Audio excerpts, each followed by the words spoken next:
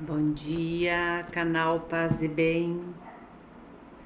Terça-feira de manhã cedinho, aqui no sul bastante frio e choveu muito. A minha cidade sofreu muito com um ciclone extratropical, né? Choveu um volume de água muito grande e tá tudo inundado, né? A gente tá fazendo campanha para arrecadar roupa, o pessoal perdeu os móveis, toda a população ribeirinha do Rio dos Sinos e dos arroios, né, que continuam subindo, porque a água vem da serra e ela continua enchendo o rio. Não tem aquela correnteza mais que leva tudo embora, mas tudo alagado, né? A 100 metros da minha casa, né, tem enchente. Como eu fico um pouco mais no alto, sou poupada dessa calamidade, mas os meus vizinhos aqui para baixo precisam de ajuda. O ginásio municipal da nossa cidade tá lotado de doações, lotadíssimo.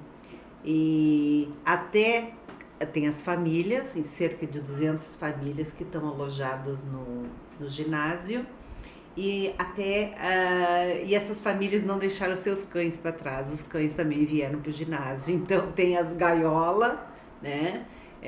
Então tá se fazendo o possível, né? Tá tudo muito bem, tem uma boa gestão, tá bem organizado. Eu também vou começar a ir lá fazer o trabalho voluntário de separar as roupas. O que é roupa de criança, o que é roupa de verão, de inverno, de adolescente, de homem, de mulher, e assim vai, porque é muita doação, né? Que bom. O pessoal está muito mobilizado, bastante engajado, e então não basta receber as doações, tem que encaminhar, né? Muito colchão, móveis perderam muito, né? Porque é um tipo de enchente que vem da serra, sobe, vem arrastando tudo que veio pela frente, é uma inundação, né? Então não deu tempo, né? Ainda porque é de madrugada. Eu acordei de manhã, não tinha visto nada, né? E percebi que choveu muito, mas como eu não fui atingida, depois que a gente fica sabendo, né? É muito lamentável. Eu faço de vez em quando propaganda aqui, onde eu caminho, que é uma orla, muito simples, né? Mas é uma orla, né? Ela é toda bem pavimentada na beira desse arroio Cruze, pois foi ele que transbordou, né? E hoje, o que é para ser a orla, que é para ser uma sanga, né? Um, ah, um não é nem um arroio, é um arroio pequenininho, né? Mas virou um rio, tá? 20 metros de largura, quando ele costuma ter 3, né? E ele é rasinho, rasinho, rasinho, se vê a terra, as pedras, né? Agora ele tá com uns 2 metros, algo assim que eu que moro aqui há 40 anos nunca tinha visto.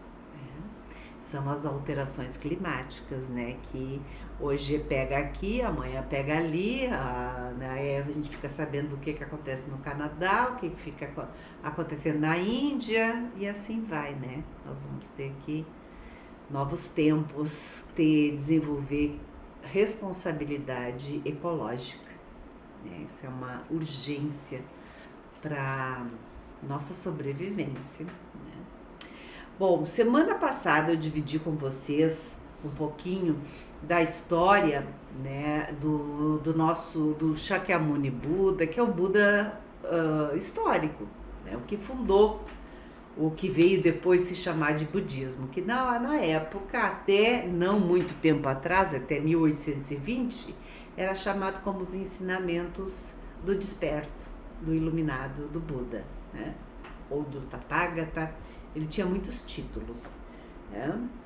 E aí eu dei uma interrompida no livro, num texto que a Shundo Aomaroshi escreveu, e que agora que eu fui vendo que ele é bem extenso, não tem como terminar ele numa sentada, que fala Zazen não serve para nada. Ela introduz toda essas vivências que ela vai desenvolvendo aqui dentro, é tudo passagens da vida dela, né?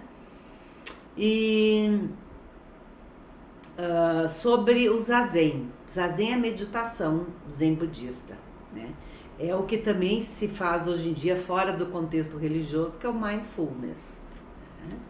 E aí a pergunta é, para que serve o zazen? Ah, é. E ela escreveu, né? Zazen não serve para nada, né? É uma chamada, né? Não é que não serve para nada. O que a gente tem que ir já desenvolvendo desde o princípio, se que você quer meditar, que sente-se com o coração e mente aberto, sem esperar nada, né? O que acolha o que acontecer, né? Porque para cada um vai ser uma vivência muito pessoal, única e intransferível. Então não tem como teorizar em cima do zazen essa prática de meditação que é tão antiga, que vem lá do tempo dos yogis, começou 3.000 anos antes de Cristo, né? E eram os conhecimentos que Shakyamuni Buda, o então Siddhartha Gautama, aquele jovem, tinha o alcance dele, né? O que foi sendo transmitido na Índia pelos Vedas, depois pelo Brahmanismo, hoje é o hinduísmo, né? Aqueles ensinamentos espirituais. E foi meio que nisso que ele foi se baseando. E aí tinha alguns contrapontos, estava vivendo uma época de muita efervescência, de muito progresso na Índia. Era o caminho das Índias, né? Os comércios, os povos, as nações começavam a negociar entre si e tinha reinos muito poderosos, né, na Índia, muito grandes, com muita. Então havia uma efervescência, inclusive um questionamento, porque tinha os brahmanes dominavam todo o espectro espiritual. E foi dos Vedas que foi se introduzindo a noção das castas, né? E as castas mais baixas, os intocáveis e eu nunca lembro o nome, né? Mas os serviçais, os que serviam as castas maiores, que daí eram 3, era a casta do comércio, dos guerreiros e aí dos brahmanes, né? E eu acho que tinham 5 castas, eu não tenho bem certeza. Essa última era os que trabalhavam para as castas superiores e ainda tinha os não humanos, os intocáveis, que ficavam trabalhando longe de qualquer outra casta, porque se acreditava que só a sombra deles já era impura. Imagina do jeito que era, né? E até hoje estão tentando superar isso, mas eu acho que ainda tem assim como na nossa sociedade tem classe social, né? Lá tem as castas, que também não deixa de ser uma classe social, é bem mais estratificada e com a noção que é uma condição que você não pode fugir, porque isso vem dos deuses, é como se fossem imperativos, né? Se você nasceu numa casta inferior, faça o que você quiser, você nunca vai ter ascensão social, né? E foi isso que estava sendo questionado naquela época, e quando o Siddhartha Gautama se eleva na condição de liderança espiritual, ele, não que fosse a intenção dele ter uma atitude política de engajamento e de ativismo. Não, ele só, do fundo do coração dele, ele não acreditava nessa baboseira, né? E ele, quando foi tendo discípulos, para ele tanto fazia de que casta era. Ele defendia a ideia sempre de que todos têm condições, todos os humanos. Ele dizia uma criança de 7 anos tem condições de ser desperta, de se iluminar. Se iluminar quer dizer desenvolver tanto amplificar tanto a sua consciência, né, que você já não, você transcende a si mesmo. Transcende esse ego, que é essa construção que a gente vai fazendo sobre si. E é como se fosse amplificando que você se vive e se sente e vive realmente conectado com tudo, toda a vida na Terra, toda a vida no universo. Então foi uma quebra de paradigma, né? E a maneira como, o caminho que esse jovem encontrou foi a meditação. Foi a principal prática dele. E aí ele foi lidando com os obstáculos internos, que tudo criação da mente, né? Ele foi lidando com tudo isso até conseguir transcender toda a dualidade e e essa mente que tem as ondulações que vão acontecendo, é como se fossem marolas e ondas dos nossos pensamentos, que nos jogam por futuro, que nem veio ainda, nos jogam no passado, a gente fica distraindo. Sabe aqueles bonequinhos, o João Bobo? Tu fica ali, ó,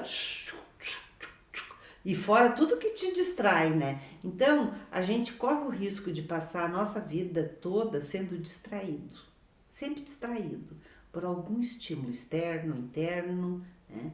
E não vivendo plenamente o aqui e agora, com tudo que tiver que viver, né? Se a gente está desperto, se tem consciência plena, presença pura, não quer dizer que você vai ter o poder de escolher, isso eu quero viver, isso eu não quero.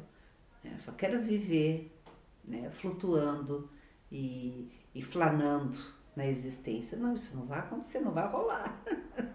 A vida, né, tem os elementos surpresa, que às vezes é bom e às vezes não é. Mas elemento surpresa não acontece todo dia, não. Isso acontece de vez em quando, né? A gente vai desenvolvendo a presença plena para viver com a mente comum, nosso dia a dia. Não. E aí, se você está lavando louça, esteja plenamente lavando louça.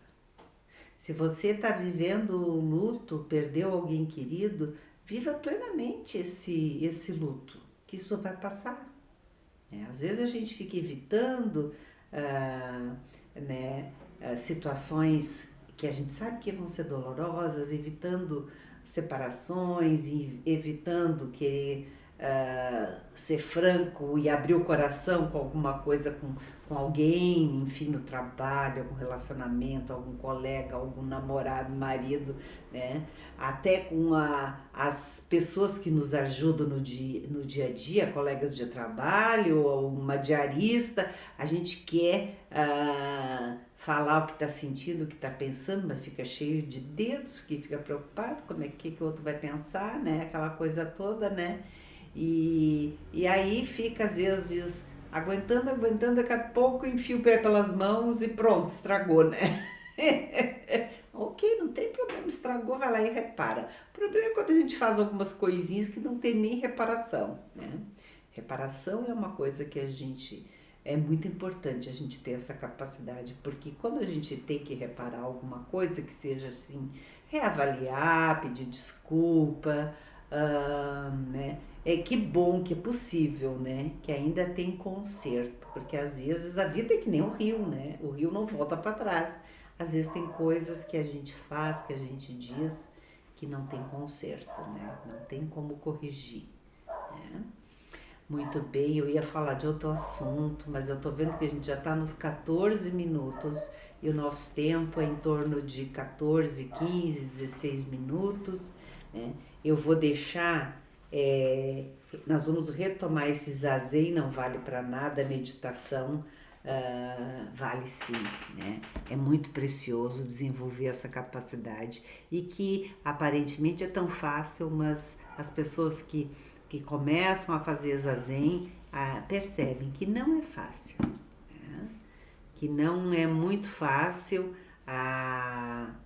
né? Desde o desconforto às vezes da postura, a gente precisa dar uma insistida, é que nem ir para academia, a gente tá totalmente fora de forma, né? E quando vai para academia a gente sofre um pouquinho para depois poder desfrutar com mais leveza, né? Assim é o zazen, né? a meditação, né?